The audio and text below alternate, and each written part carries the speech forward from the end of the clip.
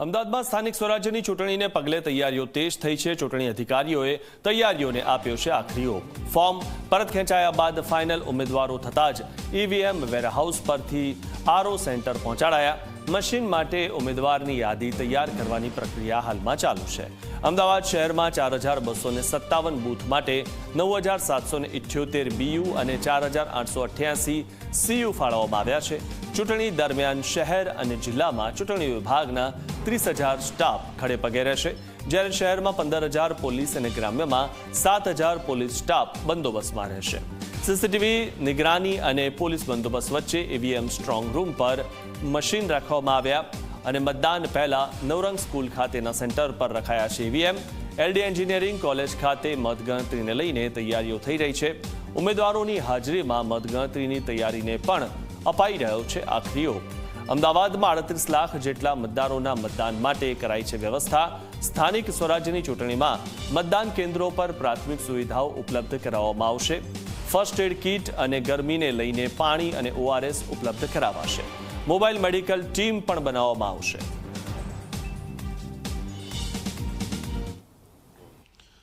સ્થાનિક સ્વરાજની ચૂંટણીને લઈને 26 એપ્રિલના રોજ અમદાવાદ શહેરમાં 48 વોર્ડની 192 બેઠક માટેનું એ મતદાન જે છે એ મતદાનને લઈને તૈયારીઓ ચાલી રહી છે। સાથે સાથે જે મતગણતરી થવાની છે એ મતગણતરીને લઈને પણ એ સ્ટ્રોંગ રૂમની વાત હોય કે કેન્દ્રોની વાત હોય ત્યાં પણ તૈયારીઓ જે છે એ કરવામાં આવી રહી છે। જે પ્રકારે આ સ્ટ્રોંગ રૂમ જોઈ શકાય છે।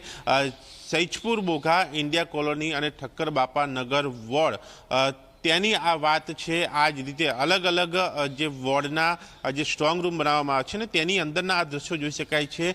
આ જે સ્ટ્રોંગ રૂમ જે છે તે જગ્યા ઉપર આ જે સંખ્યા આપવામાં આવી છે ત્યાં એ નંબર પ્રમાણે એ ઈવીએમ એ બીયુ સીયુ જે છે એ અહીંયા મૂકવામાં આવતા હોય છે અને જ્યારે એ મતગણતરી જે દિવસે થવાની હોય છે ત્યારે અહીંયાથી એ મતગણતરી સેન્ટર જે અહીંયા નજીક બનાવવામાં આવે છે ત્યાં આ મશીનો લઈ જઈને ત્યાં મતગણતરી જે છે એ કરવામાં આવતી હોય છે। જે પ્રકારે અમદાવાદમાં જે 48 વોર્ડની 192 બેઠકની એ ચૂંટણી જે છે કે જેની અંદર અમદાવાદ શહેરમાં 4257 બૂથ માટે 9778 બીયુ અને 4888 સીયુ એ ફાળવવામાં આવ્યા છે।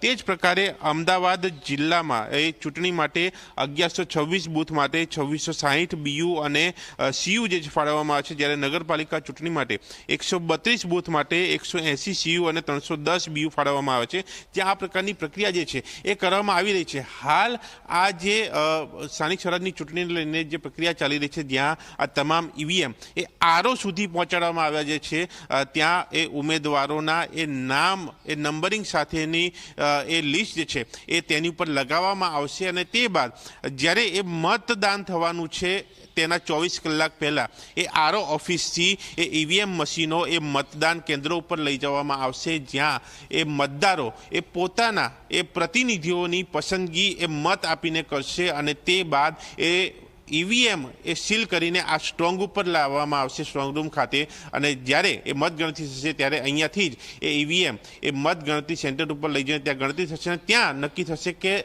જનતાના એ પ્રતિનિધિ કોણ આવે છે। એ 92 બેઠક ઉપર એ 48 વોર્ડમાં કોનો ઝંડો સૌથી વધારે લહેરાય છે અને એ ફાઇનલ થયેલા એ જીતનાર ઉમેદવાર એ પ્રજાના પ્રશ્નો કઈ રીતે કેટલી ઝડપી દૂર કરે છે। કેમેરામેન મુકેશ ચૌહાણ સાથે દર્શન રાવલ, ઝી મીડિયા, અમદાવાદ।